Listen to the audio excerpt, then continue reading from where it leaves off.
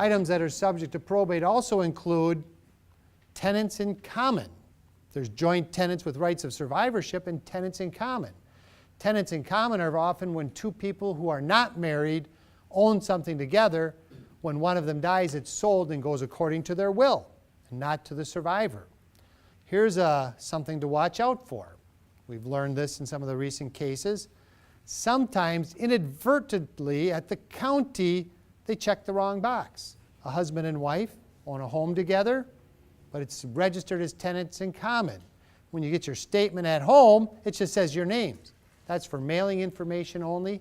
You have to order what's called a certificate of title to confirm the exact registration of a property so that if a person passes away, it doesn't create a probate for the surviving spouse. And that happens more than you think. Anything where the beneficiary is listed as the estate.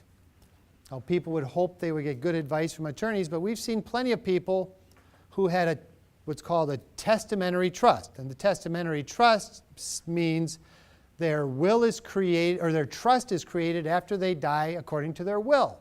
And then the lawyer has beneficiary statement says estate and says, don't worry, the probate court will put it into the trust. However, it's all taxable to the estate when that happens. That's bad enough, but if it's an IRA, say it's worth $1 million, the first $11,200 at a lower rate, everything above $11,200 is taxed at 35%. And state tax too.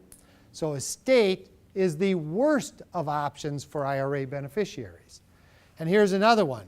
Defective beneficiary documents. If it's not filled in properly or it's challenged, it's not maybe got markings on it, alterations, they're going to throw that up to probate, and then the probate court will decide how to pass those assets. So those are subject to probate. Even a challenged trust would go there. What's not subject to probate? Joint tenants with rights of survivorship.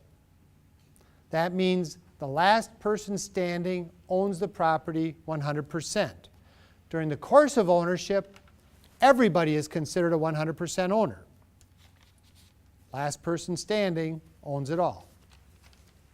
Pay on death, usually for bank accounts.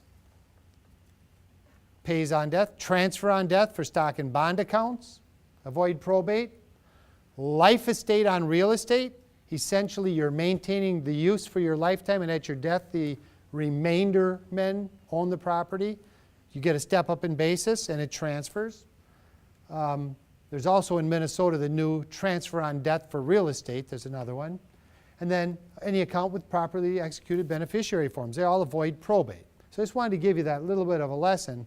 People are often trying to put everything in joint tenancy to avoid probate when that could be the worst of choices.